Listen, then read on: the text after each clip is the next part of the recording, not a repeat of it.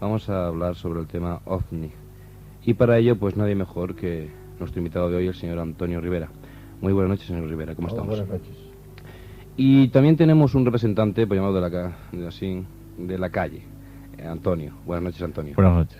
Y entre los tres vamos a tratar de hacer un pequeño debate, unas preguntas y respuestas, y, como no, contando con vuestra colaboración. Y bien, señor Rivera, la cuestión de los ovnis está clara para todos, me parece.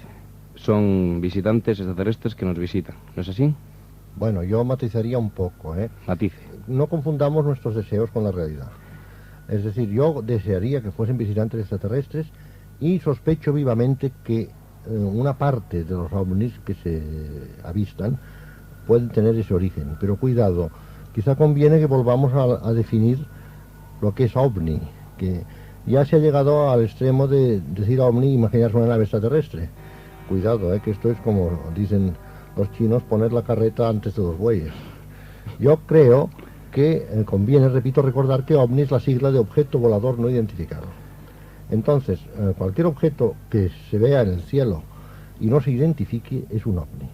Pero no necesariamente una nave extraterrestre. Naturalmente, porque el 90% de los OVNIs, una vez identificados, resultan ser un globosonda o un avión, una bandada de pájaros, fragmentos de un satélite artificial en reentrada en la atmósfera. Esto ha dado lugar a muchas falsas observaciones, e incluso los planetas Venus y Júpiter, que en determinadas condiciones tienen un gran brillo. Y te diré, por ejemplo, que a mí me han sacado de la cama a las 5 de la mañana para ir a ver un ovni que supuestamente estaba encima de mi casa y que no era otro que el planeta Venus, la estrella de la mañana, el lucero del alba. El lucero del alba estaba ahí. O sea que luego está un pequeño remanente, naturalmente, de casos absolutamente irreductibles a nada conocido, que es ahí donde puede estar precisamente la cosa extraterrestre. Pero usted no cree que estos seres, estos pequeños Exacto, casos... seamos prudentes y utilicemos la misma terminología que el Ministerio del Interior. Es decir, supuestos, Estos supuestos, o presuntos. Ahí se aplica otra cosa, exactamente. ¿No cree usted que tienen que recorrer una larga distancia para venir quizá a visitar el planeta Tierra? ¿O es que usted no encuentra otra vía de escape a esto? Mira, yo te contestaré a esto con lo que les dije en el año 79 a los ilustres lores de Inglaterra. Yo tuve el honor de ser el primer experto español en ser invitado ante un grupo de lores que estudian o que les interesa el fenómeno OVNI, el grupo de estudio OVNI de la Cámara de los Lores. Yo les dije cómo reaccionaría un contemporáneo de Cristóbal Colón si le dijéramos, por ejemplo, que se puede ir de Europa a América en 4 horas. Y naturalmente, cuando dije esto, estaba pensando en el Concorde, en el avión supersónico francés, que volando por la ionosfera es capaz de llegar en 4 horas de Europa a América. Naturalmente, este hombre del tiempo de Cristóbal Colón, si esto hubiera sido posible, hubiera dicho más, esto, cosa imposible es, porque las naves, como todo el mundo sabe, necesitan 6 meses para ir de Europa a América, las naos, y el medio de propulsión más rápido que todos conocemos es la vela. Yo creo que estamos un poco en la situación del hombre del tiempo de Cristóbal Colón, mutatis mutandis, y nosotros no concebimos otro medio de transporte más rápido en estos momentos que el motor cohete, que nos permite alcanzar los 40.000 kilómetros por hora de lo que los rusos llaman la segunda velocidad cósmica, o 11 kilómetros, 2 por segundo, velocidad de escape terrestre. Pero es que puede haber muchas otras maneras de matar pulgas, como decimos en catalán, ¿no? Se pueden matar pulgas de muchas maneras, y una de ellas puede ser, por ejemplo, viajando fuera del espacio normal de 3 dimensiones. Si saliendo de nuestro espacio normal, pasando a un universo paralelo, por ejemplo, o a otra dimensión, si lo quieres más sencillo. El viaje dimensional. Exactamente. Podría ser una de las situaciones. Lo que los autores de ciencia ficción llamaban el hiperespacio, por ejemplo. Bueno, pero entonces esto sería válido para los ovnis que nos visitan, digamos, desde fuera de nuestra atmósfera. Pero yo hace tiempo dije que usted había dicho en un congreso, y valga redundancia de dijo y diche, que se habían dado algunos casos de humanos o humanoides que habían salido de las naves y habían hablado en alemán. Bueno, sí. Esto llevó una serie de controversias. Aquí hubo una serie de llamadas de gente diciendo pues que por mucho que hubieran dicho que en la Segunda Guerra... ¿Llamadas de alemanes, por ejemplo? No, llamadas de españoles. No fueron de alemanes, fueron de españoles que prácticamente no se creían que el ejército alemán del Tercer Reich pudiera haberse escapado con planos, y no encontraban el lugar donde poder abarcar toda esta serie de material y demás, material humano, técnico, material dinero, para poder tener una base secreta de ovnis y un buen día sacarlo a la calle y tal. Bueno, mira, como todo lo que se refiere al fenómeno ovni, las respuestas sencillas no existen. Esto, perdón por citar otra vez mi disertación ante la Cámara de los Lores, pero también les dije que el fenómeno ovni es una cosa muy compleja, que hay que tener en cuenta una serie de factores. Por ejemplo, conocemos unos 3.500 casos de aterrizaje de ovnis puestos en el suelo, acompañados muchas veces de ocupantes de características humanoides, lo cual quiere decir que son parecidos a los humanos, pero que no son humanos, cuidado, humanoides tendente a lo humano, la terminación oide, ¿no? Entonces, estos seres son por lo general pequeños y de cabeza muy voluminosa. No tienen nada que ver con el pobrecito ET, por ejemplo. ET es pequeño, sí, pero no tiene un gran cerebro. El pobre, si existiera, sería más tonto que una mata de habas, el pobre bicho, ¿no? Ahora bien, yo me refería, cuando dije esto, a unos casos muy bien documentados, casi todos ellos sudamericanos, de ocupantes humanos, cuidado, no humanoides, humanos, o sea, seres completamente iguales que nosotros, pero de aspecto nórdico, altos y rubios, y que en algunos casos, muy pocos, hablaban alemán. Ahora bien, tú me dices que es difícil, por no decir imposible, que el ejército alemán hubiera conseguido sacar de Alemania estos prototipos, suponiendo que existieran.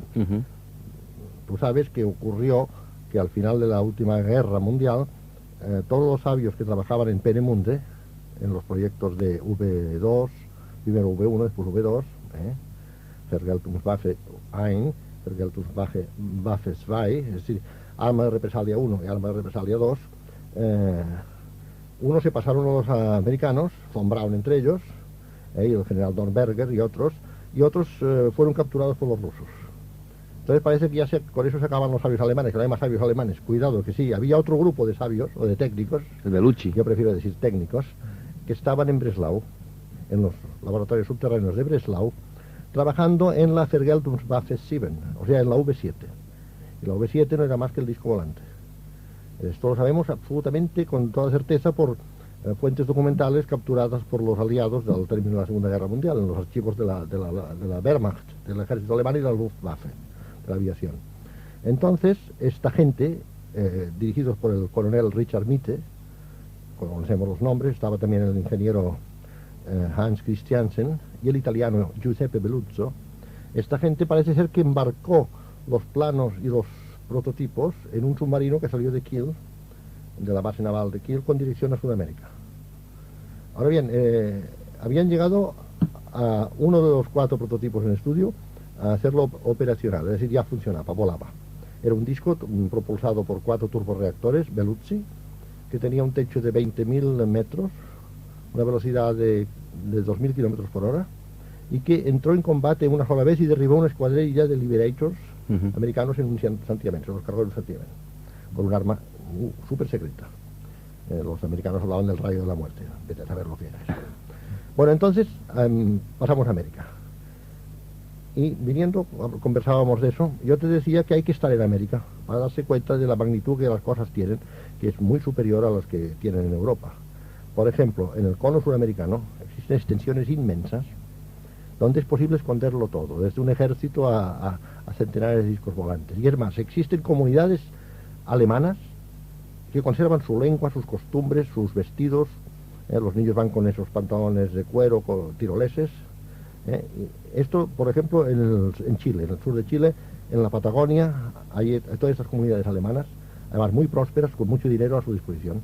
De manera que estos técnicos alemanes, prefiero decir alemanes y no nazis, cuidado, porque hay que distinguir entre las dos cosas, seguramente encontraron toda clase de apoyos en Sudamérica y pudieron seguir desarrollando sus estudios allí.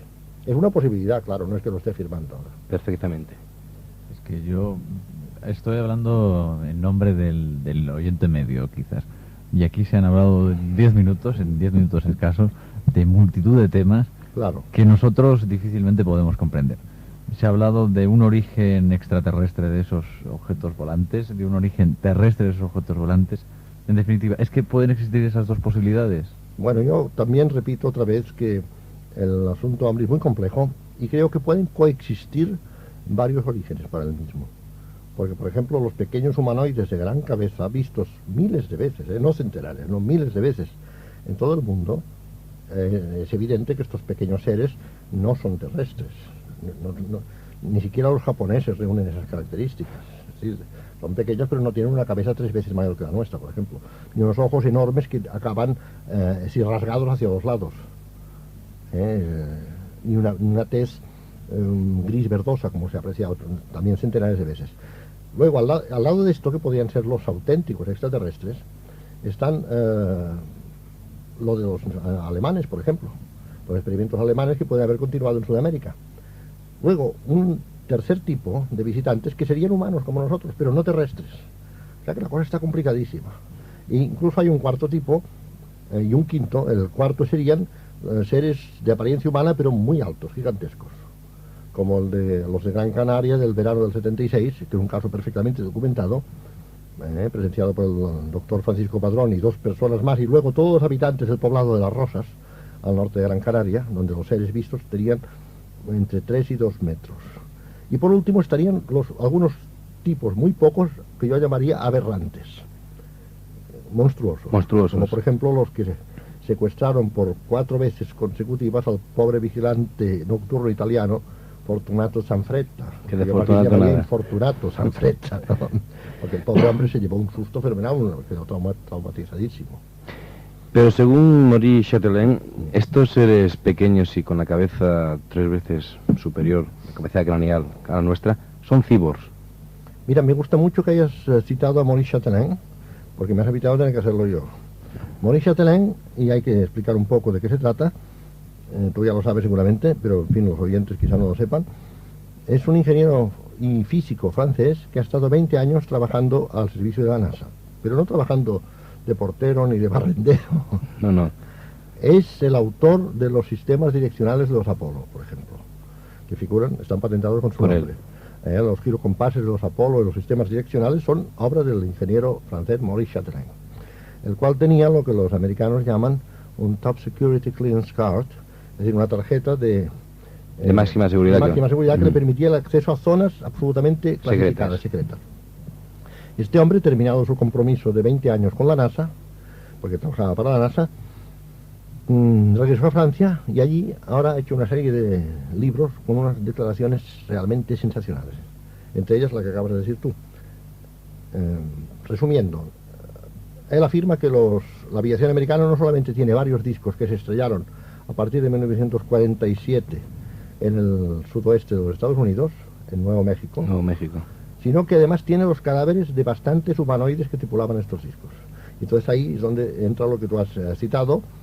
Según las autopsias de los cadáveres que él pudo ver, autopsias hechas por médicos militares, se trataba de pequeños seres humanoides con el sexo embrionario, por ejemplo. Había de los 2 sexos, masculino y femenino. Pero estaba atrofiado el sexo. Atrofiado. O sea que no era funcional. Eran seres con un desarrollo cerebral extraordinario. Sí. Y el resto del cuerpo era básico. La idea que era simplemente servía de sostén biológico a este enorme cerebro. Entonces podemos deducir de aquí que podría haber una inteligencia superior que empleara este tipo de cyborgs para misiones específicas. O sea, entonces habría que pensar quién los ha creado. Ahí está aquí de la cuestión. Serían androides, o si quieres decirlo de otro modo, robots biológicos. Es decir, seres creados con la única y exclusiva misión de tripular pequeñas naves de exploración. Pero entonces ahí surge la pregunta, que es donde quería llegar yo. ¿Quién, cómo y dónde? ¿Quién los pudo haber hecho? Ese quién, yo me sospecho vivamente que podría ser alguien exactamente igual que nosotros 3. Es decir, seres humanos. Ahí yo quería preguntar... Me he quedado sin habla ya. Sí. Bueno, es un problema casi filosófico, ¿no? Casi. Concebir que una persona que esté fuera, porque muchos de nuestros valores y de nuestras ideas desaparecerían completamente. Concebir que existen seres humanos fuera de nuestro mundo, porque lo humano es el ser que tiene razón, por así decirlo. Sería una revolución. ¿Es posible planteárnoslo? ¿Cómo lo valora usted? Yo creo que precisamente uno de los bloqueos psicológicos que hay a admitir el fenómeno ovni es precisamente que has sido tú. Es decir, que repugna a nuestra conciencia tener que admitir esto. Es una cosa realmente... Hay gente que no podría asimilarlo. Es decir, sería el hundimiento total de su esquema de creencias, por ejemplo. Ahora bien, pasa una cosa muy curiosa, que todos hemos leído ciencia ficción. Yo la he leído a toneladas, por ejemplo. Yo tuve una época en que no solamente escribí 5 novelas de ciencia ficción, sino que me leí todo lo que escribió Heinlein, Asimov, Van Vogt, etcétera, todos los grandes autores. Y tú sabrás que en esas obras los extraterrestres que aparecen no son humanos, son esos fantásticos monstruos de la ciencia ficción, esos vegetales inteligentes como el Día de los Trífidos de Wyndham, por ejemplo, de John Wyndham. Luego son saurios inteligentes, pero nunca, muy pocas veces te aparecen extraterrestres con apariencia humana. ¿Y esto por qué, señor Rivera? Bueno, quizá porque la imaginación de los escritores es muy volcánica, por decirlo así, ¿no? Y les gusta crear esas formas. Ahora bien, lo que está pasando en la realidad, al parecer, es todo lo contrario. Resulta que lo que estamos viendo no son esos monstruos de la ciencia ficción, sino seres humanos muy parecidos a nosotros. Claro, y eso es sorprendente. Y a mí me han dicho biólogos, con los que he hablado, que no lo admiten esto, porque dicen, no, es que ellos, muchos biólogos, partidarios, por ejemplo, de ese libro tan famoso de Theodore Monod, que fue premio Nobel de Theodore Monod, francés, sí, que se llama El azar y la necesidad. Según Theodore Monod, la evolución terrestre es única, porque dependió de una serie de factores imponderables. Ese es otro problema que había planteado, el problema de la evolución. No, el que está planteado ya. Entonces, según estos biólogos partidarios de Monod, por ejemplo, la evolución terrestre pues ha dado el resultado que somos nosotros por pura casualidad, pero podía haber dado miles de otros resultados. Es decir, la evolución ha sido un avanzar encontrando una serie de caminos cerrados, y entonces pues la evolución seguía por el camino abierto que quedaba, ¿no? El más fácil. Y entonces estos biólogos dicen, y quizá con razón, que en otros mundos no tiene que haber sido necesariamente así, puede haber sido muy diferente. Bien, el último libro que usted acaba de escribir, me parece que se titula Máquinas del Cosmos, ¿no? No, perdona, este es el que estoy escribiendo. Lo que está escribiendo, eso. Y además lo estoy escribiendo a trancas y barrancas, porque con tanto viaje y tanto congreso, la verdad es que no me queda casi tiempo para escribir.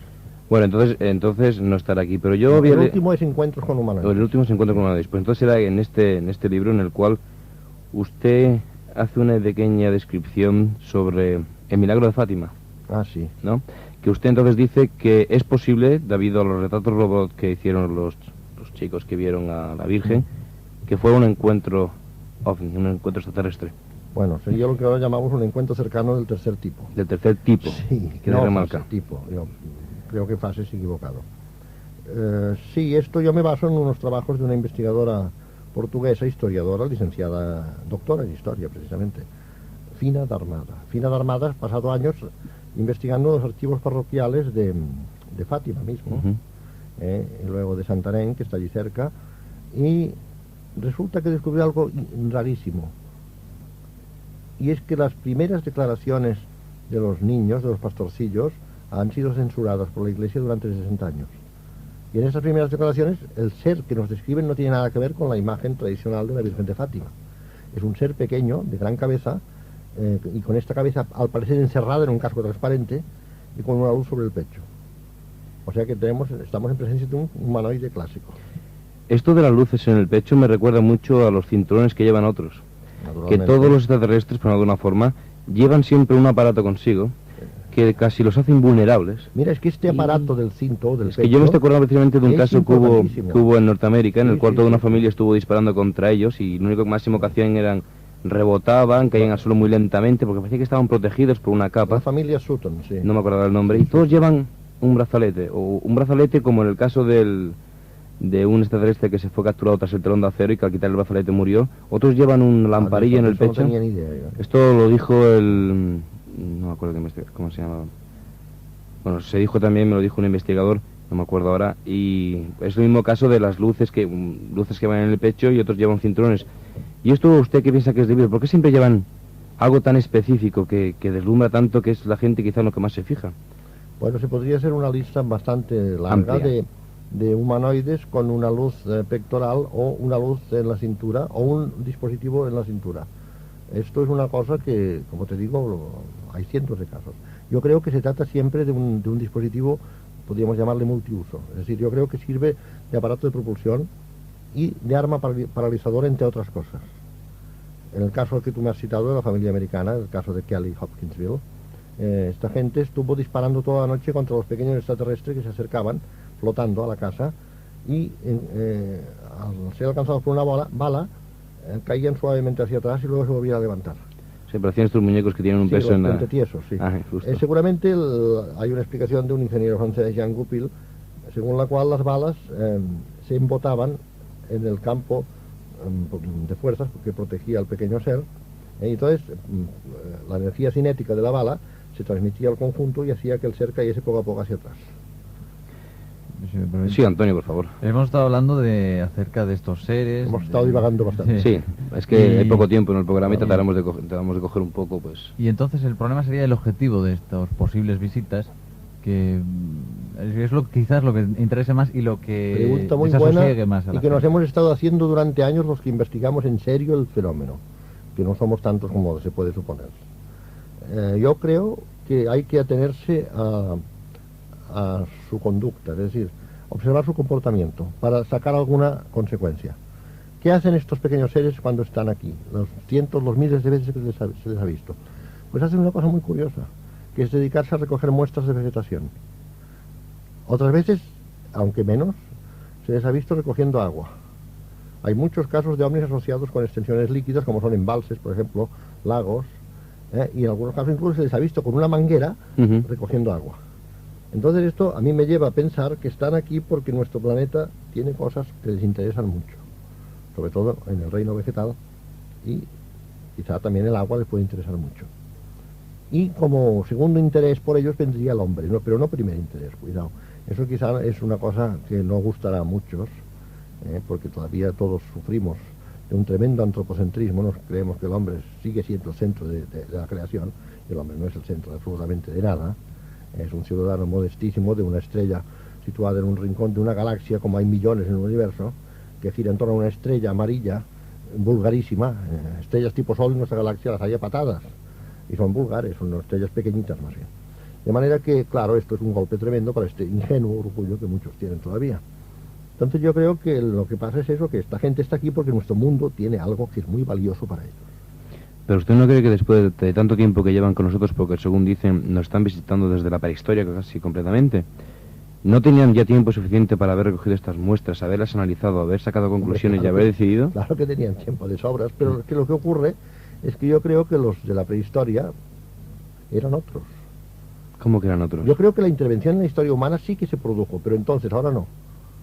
Ajá. Es decir, los seres que nos visitaron en la prehistoria y en la protohistoria, que es cuando empezaba la historia, parece que sí que tenían un interés más directo en el curso de nuestra vida.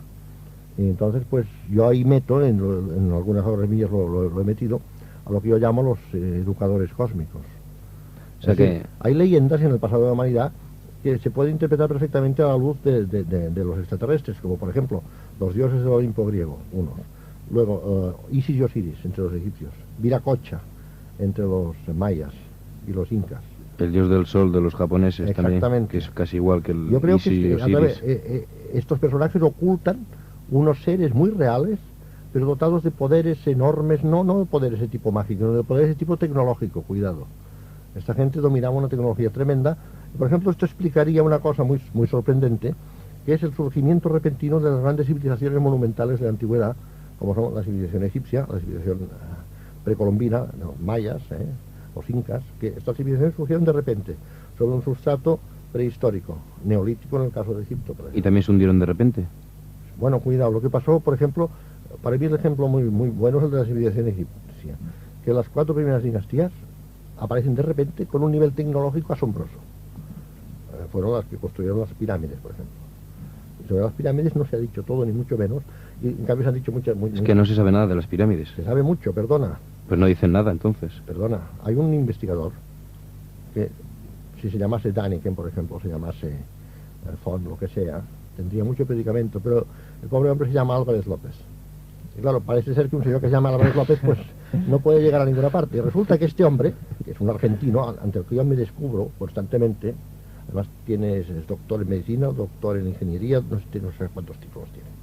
Es un verdadero sabio, que nos honra a todos los que hablamos español en el mundo. Este hombre es, entre otras cosas, el primer egiptólogo actual. Vive en Córdoba, Argentina. Y va en un Ford destartalado. Es un verdadero sabio.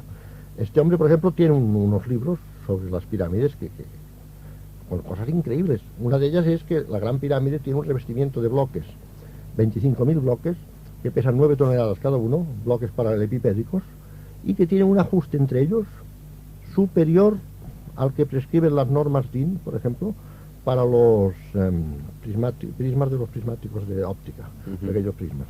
Es decir, los prismas de los prismáticos están hechos con un margen de error superior a los bloques de 9 toneladas de la Gran Pirámide.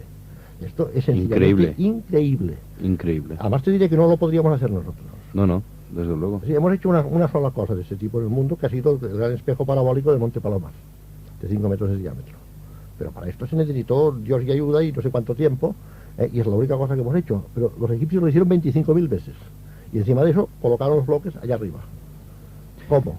No sé. No sabemos. En definitiva, esto explicaría numerosas tradiciones, costumbres que... Claro. Ahora recuerdo, quizás no venga el caso, pero un libro de Sánchez Dragó. Es fantástico. Sánchez Dragó es estupendo. Pues encontraríamos respuestas a esos mitos paleolíticos que perduran todavía en nuestra A Sánchez cultura. Dragó le admiro mucho, además le conozco personalmente y es una de las poquísimas personas de la España actual que me merece respeto. Cuidado, que yo aquí francamente no respeto a nadie. Porque parece que la España actual está formada en su 90% por mediocridades. El resto, pues hay alguna persona que realmente vale mucho y una de ellas es Sánchez Dragó. Estoy totalmente de acuerdo contigo. Bien, nos recordamos que estáis en la sintonía de Radio San Cugat. Este es el programa de Magical Mystery Tour y que tenéis un teléfono a vuestra disposición por si deseáis hacer alguna pregunta. 674-41-47. Nosotros vamos a seguir con el tema y con nuestro invitado, Antonio Rivera. Señor Rivera, vamos a volver al tema de los extraterrestres y de los platillos volantes. Y bueno, entonces si había un contacto, digamos, extraterrestre y humano en la prehistoria... Es posible, ya sabes que yo huyo de las afirmaciones más o menos como del diablo. Entonces, ¿por qué no lo puede haber ahora? ¿En qué diferencias hay de una época a otra? Bueno, no, la diferencia sería sencillamente en, vamos a decirlo de una manera sencilla, en la idiosincrasia de los visitantes. Es decir, los que estuvieron aquí hace 3.500 o 4.000 años, o 5.000 años, eran gente que quizás venían con la intención de ayudarnos. Fueron los del pueblo escogido, los del Sinaí, los de Yahvé, los de los Ben Elohim.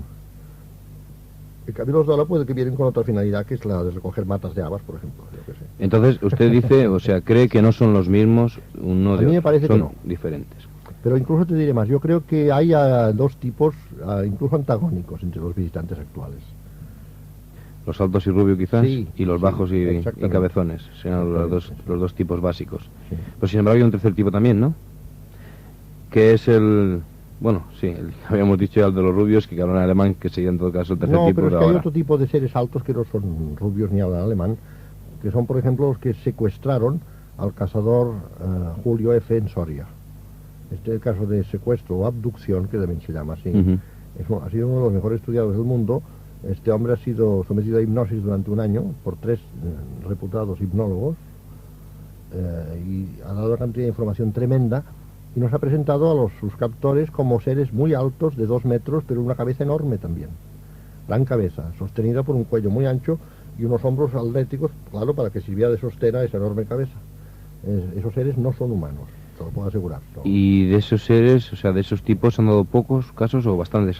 Son Muy raros, quizá. Estadísticamente son mucho menores que los de los pequeños humanoides. ¿Y estos pequeños humanoides, su lugar de procedencia, dónde lo podríamos enclavar más o menos? Bueno, hay una pista aquí, mejor dicho, 2 pistas.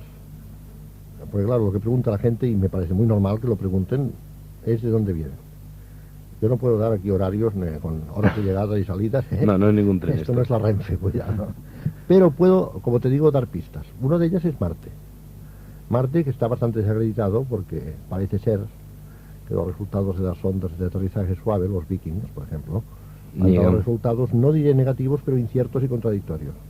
Y cito palabras actuales del doctor Oro, que es un biólogo, como tú sabes, de Houston, que colaboró en la preparación del laboratorio del Viking. De eso podríamos hablar mucho también.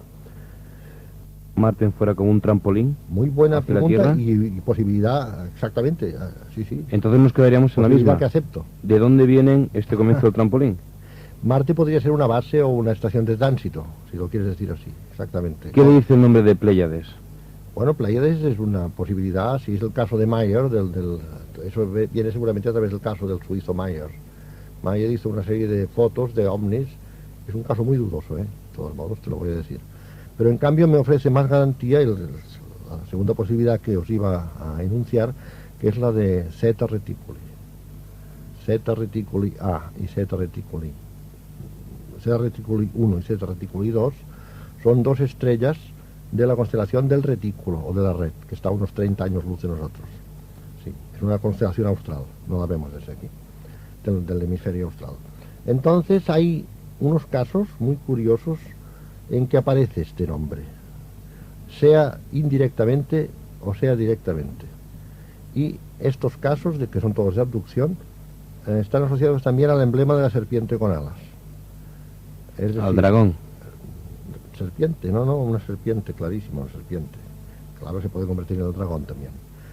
Es el caso del policía americano Herb Schirmer, que yo lo tengo en mi libro sobre abducciones, le titulo Un ovni mal aparcado, porque este hombre estaba haciendo una patrulla en el pueblo de Ashland, Nebraska, cuando vio unas luces que tomó por las de un camión mal puesto en medio de la carretera, le puso los faros largos del coche y el camión, en vez de irse horizontalmente, se fue hacia arriba.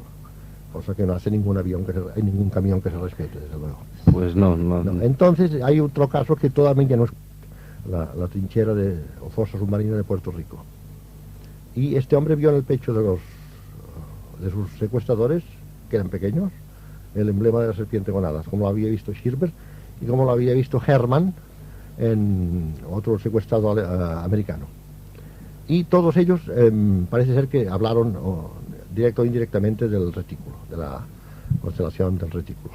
Yo quisiera preguntar, y sigo interpretando la opinión del ciudadano medio. Claro. Cuando usted ha dicho que esos seres vienen a nuestro planeta a recoger vegetales, una de las cosas que hacen. Entonces se asocia la idea de que el vegetal es la raíz de la vida, de nuestra economía, de nuestra forma de vivir. En definitiva, ellos vienen a buscar algo. Están en una crisis, quizás. ¿Y cómo pueden perjudicarnos? Porque pueden perjudicarnos en tanto compitan con nosotros. Mira, hay un caso americano que para mí es muy revelador, que es el caso del campesino Gary Wilcox.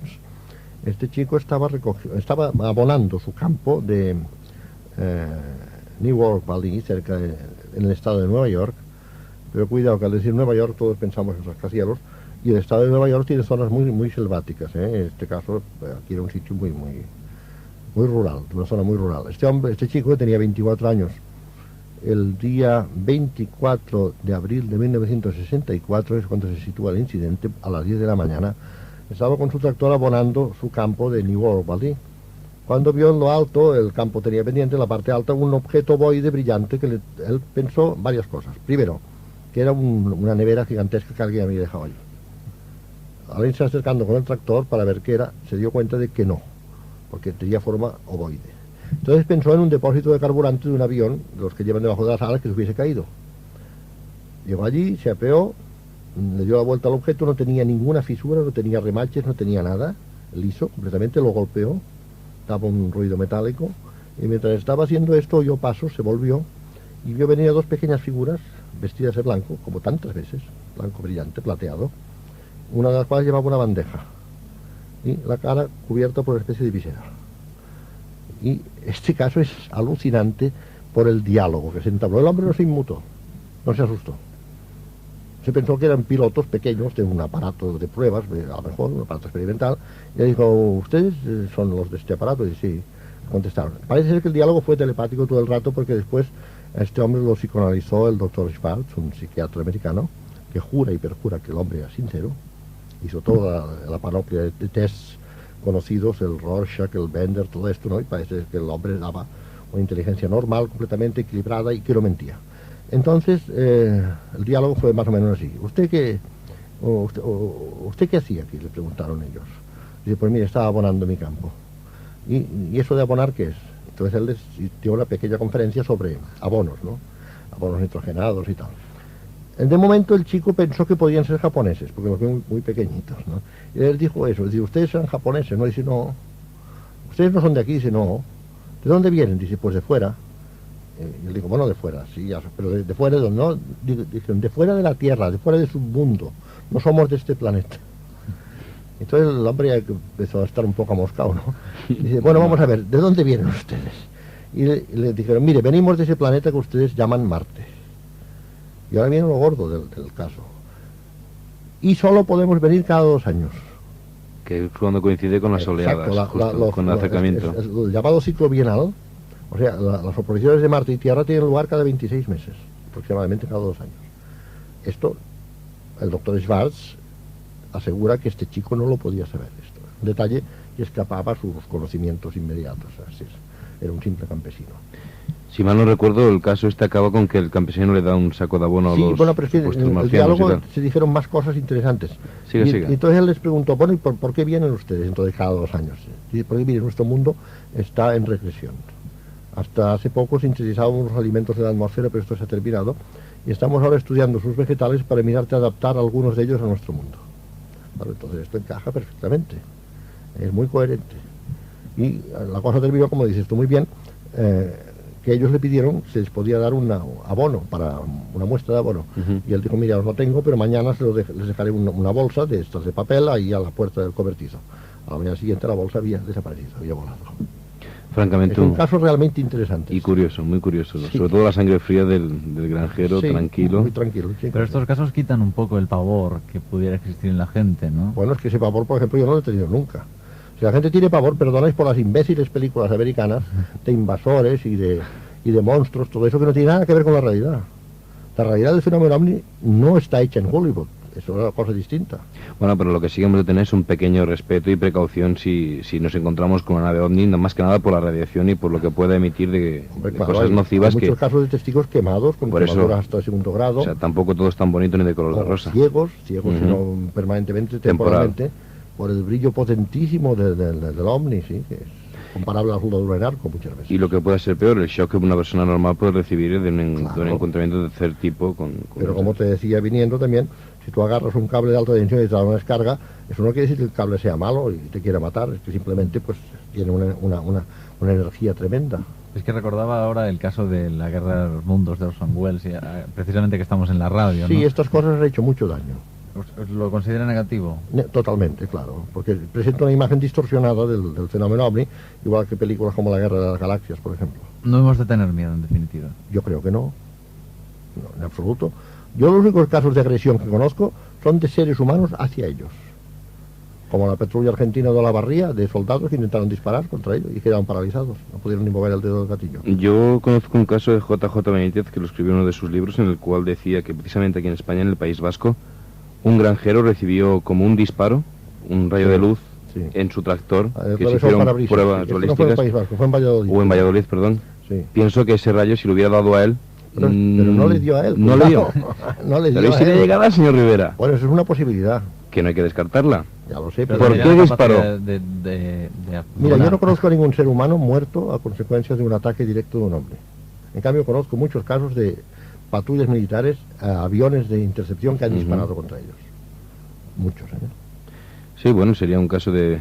Lo que sí que no se puede negar es que somos nosotros quienes empezamos los primeros. Los que secuestraron a Sherman, el policía americano, le dijeron, tu gente es muy hostil. Porque él les preguntó qué medidas de seguridad adoptaban. Claro, una pregunta por deformación profesional un poco, él era policía. Pero mire, nosotros rodeamos nuestras naves de un campo de fuerza protector, un campo electromagnético. Y dice, ¿por qué lo hacen? Dice, porque tu gente es muy hostil. Ha introducido el señor Rivera el tema de las fuerzas aéreas, que es un tema muy interesante. Y vamos a aproximarlo, me parece, lo podríamos aproximar al caso español. Claro. Las fuerzas aéreas españolas en relación al tema OVNI. ¿Qué saben, qué han hecho o qué pueden hacer? Muy interesante. Mira, todo lo que se refiere a los ovnis actualmente es materia reservada según decisión de la Junta de Jefes de Estado Mayor, la JUGEM, que creo que tendrá unos 2 años de existencia esta disposición. Entonces, esto quiere decir que cuando un militar de cualquiera de las 3 armas, porque actualmente ya no existe el Ministerio del Aire, ya lo sabéis, ni el Ministerio de la Guerra, todo está englobado, asimilado en el Estado Mayor, en la Junta de Jefes de Estado Mayor. Entonces, cuando un militar hace una observación, no puede revelarla sin autorización de sus superiores. Tiene que hacer un informe y enviarlo a la Junta de Jefes. Entonces, esta es la actitud oficial, podríamos decir. Juan José Benítez, precisamente, consiguió arrancar un dossier de 80 folios de casos procedentes de las 3 armas, 12 casos, que llevaban todos, yo lo he visto, he tenido en las manos, la mención de confidencial y secreto. Y son casos muy buenos, muchos de ellos procedentes de pilotos de combate, otros de técnicos de control aéreo, controladores aéreos, radaristas, etcétera. Y, en fin, por la calidad del personal que informa de estos casos, hay que darles una credibilidad máxima. Entonces, ¿cómo pudimos saber? Yo creo, perdona, volviendo a la pregunta que me has hecho Sí. tú, que hay un departamento que no conocemos, que será secreto por definición, que se dedica a analizar y a evaluar estos casos. Y nos encontramos en el mismo caso que en los Estados Unidos, en que por razones de Claro, seguridad no claro. se puede acceder a ese derecho a la No. información. En definitiva. Pero sin embargo sabemos a ciencia cierta que al menos la Marina Española sí que actúa en cuando se entera de algo. La prueba la tenemos en el supuesto Triángulo de las Baleares, Sí. que la Marina Española se ve que fue allí a buscar esa supuesta base OVNI. Sí, bueno, es que durante mucho tiempo se daban noticias de observaciones de ovnis y hechos insólitos frente a la costa norte de Baleares, más o menos a la altura de Sóller. Y yo estoy convencido de que allí había una base submarina, porque la existencia de bases submarinas para mí es un hecho incontrovertible. En lo que estos puntos que se llaman los triángulos, precisamente. El triángulo por antonomasia de las Bermudas, Del diablo, el quizá. Golfo Pérsico, Mar del Diablo del Japón, luego el Golfo Nuevo en la Argentina, en fin, todas estas cosas. Hay varios triángulos repartidos por el mundo. Como Uno- 12. Uno de ellos era nuestro famoso de las Baleares. Exacto, el Mediterráneo Occidental y Canarias forman una de estas zonas.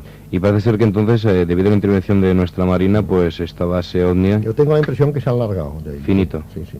La han cerrado y han puesto ausentes por vacaciones o algo así. Pues es una pena porque se ve que los fenómenos que allí ocurrieron eran dignos de ver. Pero bueno, esperemos que las fuerzas aéreas den más información, al menos al público, de Sí, todo pero esto. antes se ha suscitado la cuestión del secreto americano y creo que vale la pena decir algo sobre esto.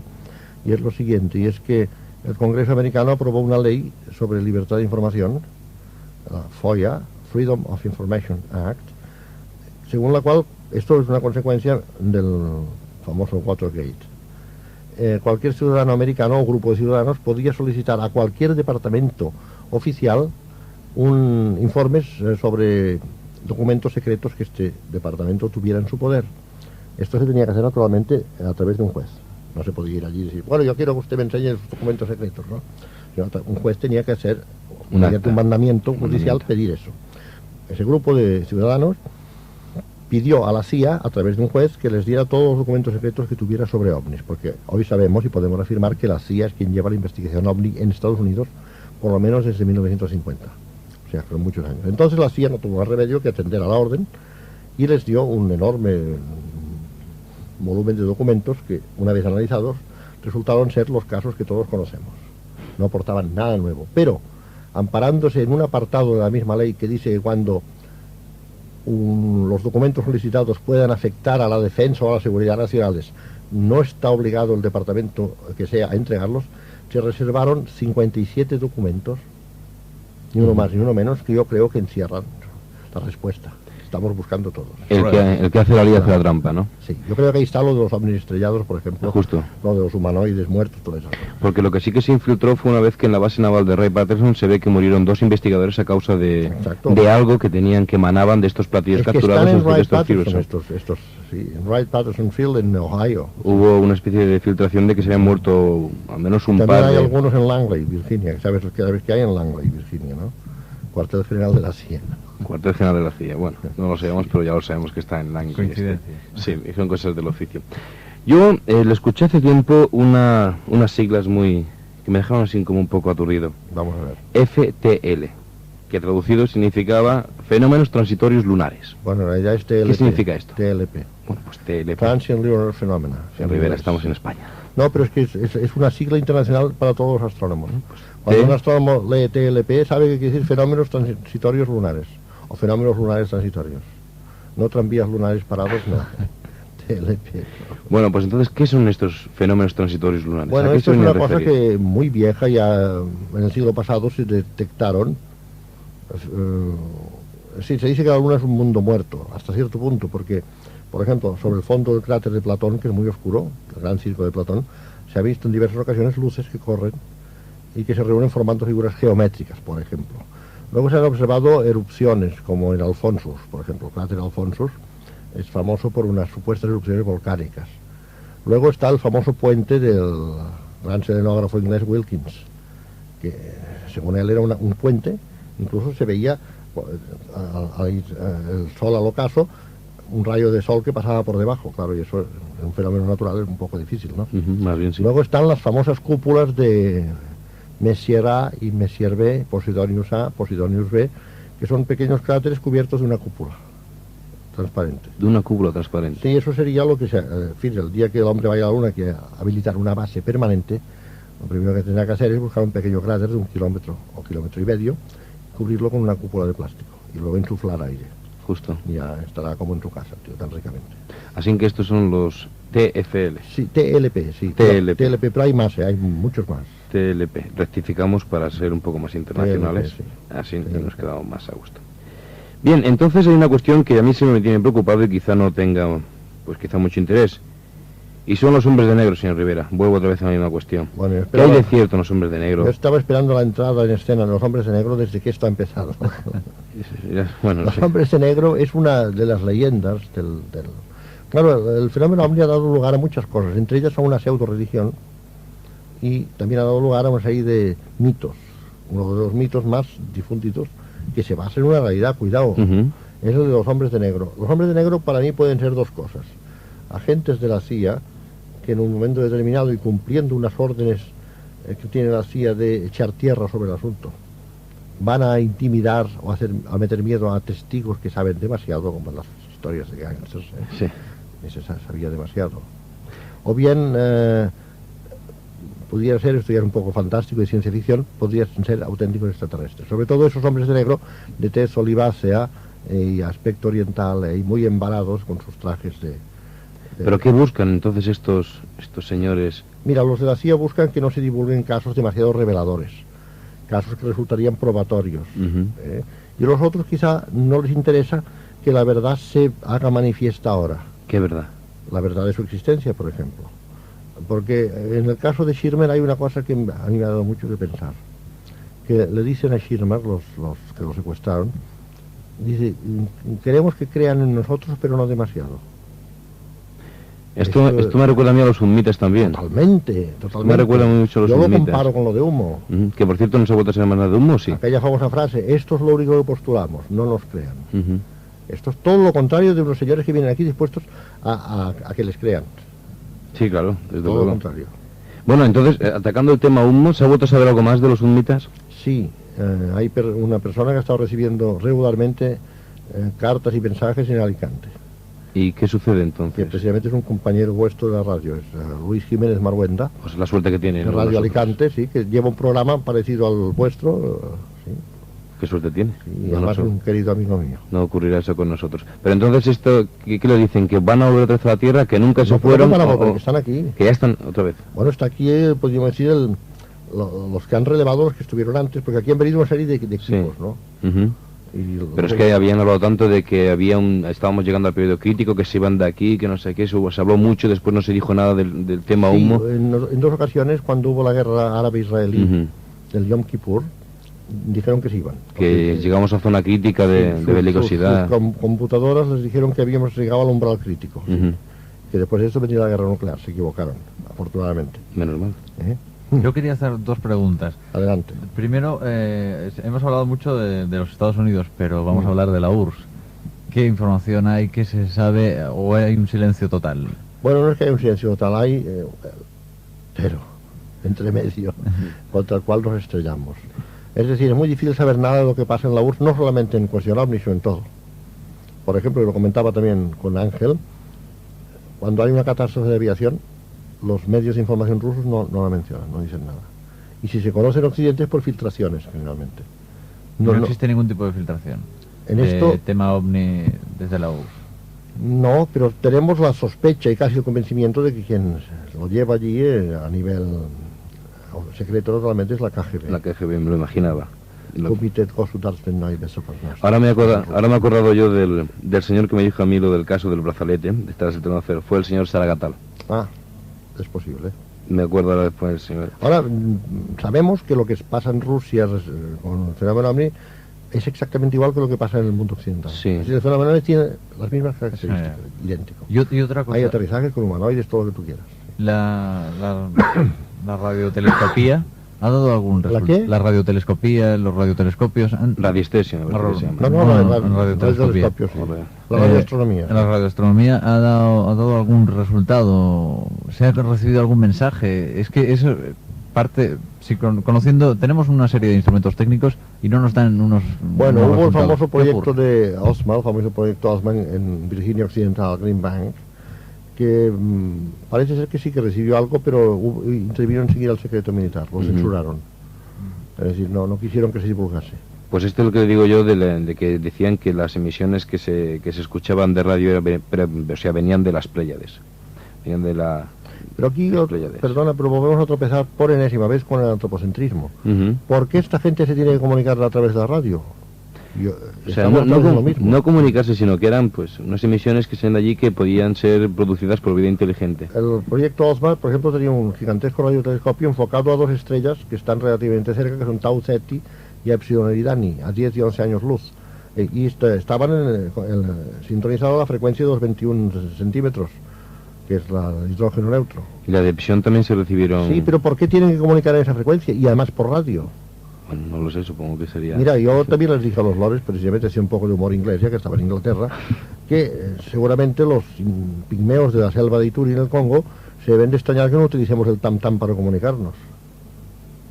Y bueno, me imagino que sí, Claro, porque que- será su medio normal. Naturalmente, nuestro medio normal es la radio, pero ¿por qué tiene que ser el medio normal del universo? Quizás su comunicación es telepática, por ejemplo. Quizás se comunican a través de ondas gravitatorias. En fin, no sé. ¿Y qué me tiene usted que decir, cambiando radicalmente de tema y viendo que el tiempo se nos está acabando y que no podemos tocar todos los temas, desde luego, pero sí algunos por encima, del caso Adamski y los venusianos?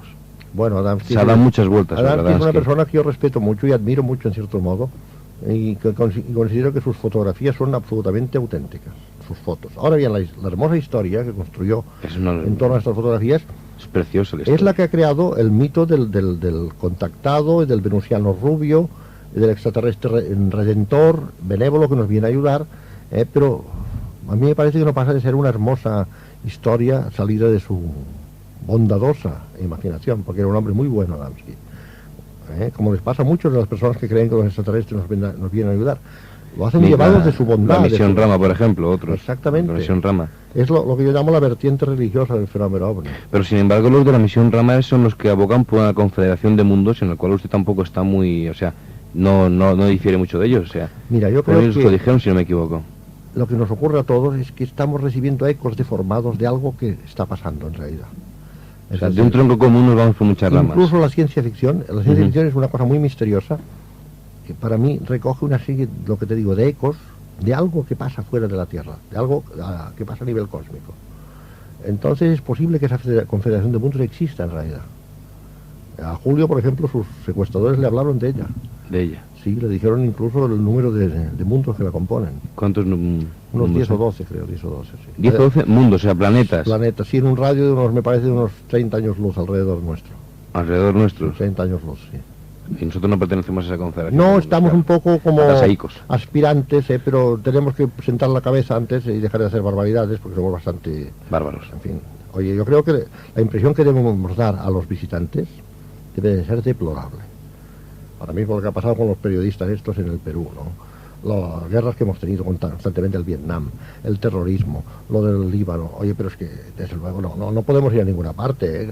No. Si antes no arreglamos un poco nuestra casa, no ponemos un poco de orden, y sobre todo nos hacemos todos un poco mejores, no hay confederación de puntos que nos admita, no pasamos el examen de ingreso. No, desde Nos luego. da un suspenso como una catedral, vaya. Yo también tenía entendido de que en Marte había vida, pero que existían o coexistían dos tipos diferentes de vida, dos tipos diferentes de marcianos. ¿Usted qué tiene que decirme al respecto? ¿Os conoce algo el caso este? Hombre, conozco mucho el caso este, porque Marte me ha interesado desde mi más tierna infancia. Pues entonces sabrá que la parte buena serían todos los que vienen a recoger plantas y que están entonces en la Confederación de Mundos. Claro. Y la otra parte, digamos, que sean también algunos señores que hacen abducciones y vivisecciones con señores Sí, humanos. Sí, parece que hay algunos que no son muy buenos, desde luego. No, incluso que se dedican a programar. A Schirmer se lo dijeron claramente. Dijeron, nosotros nos dedicamos a programar a algunos de vosotros. Programarlos mentalmente. Ujú. O sea que luego a una orden determinada esta gente Sí, para que se haría conviertan algo en sus agentes inconscientes. increíble. Sí. O sea que entonces esto de las dos vidas coexistentes en Marte puede ser cierto. Es posible. Yo nunca digo que no a nada, oye, todo es posible. Pero claro, la vida lógicamente tiene que ser a raíz de subterránea, me imagino. Claro, claro. De esto lo estuve comentando con mi amigo Aimé Michel, que es un gran investigador francés y mundial, y Michel cree que sí, que hay ciudades subterráneas en Marte, sobre todo en el cinturón ecuatorial, que presenta unos abultamientos muy sospechosos. Bien, y ya para acabar, díganos si los extraterrestres van a seguir continuando visitándonos y si nosotros al menos vamos a poder hacer algo por ellos. O sea, la cuestión ovni, ¿qué? ¿Cómo la ve usted de aquí en adelante? Para contestarte a tu primera pregunta, yo tendría que ser extraterrestre. No, es que lo digo porque hay mucha gente que se da mucho a profetizar. Yo no, estos cuidado. tipos. Yo de pitonisa no tengo absolutamente nada.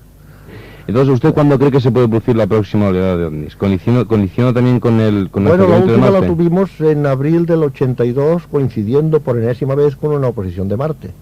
Entonces nos queda para el año que viene. 84. Para el 84 tendremos la próxima más o Es menos. posible que haya una oleada en 84, sí. Antonio, ¿te queda alguna pregunta que No, hacer? nada más. Ha sido una Nada conversación más. muy interesante. Y Bien. perdona, y solo no hemos hecho más que rozar el problema. Nada más, hemos ido tocando un montón de temas Rozar el que problema. los temas sin concentrar ninguno porque el tiempo no da para más. Bien, y aquí tenemos que acabar esta entrevista informal por completo porque el tiempo sí que no nos da para más. Tiempo Nosotros manda. Tenemos que acabar a nuestra hora más o menos en punto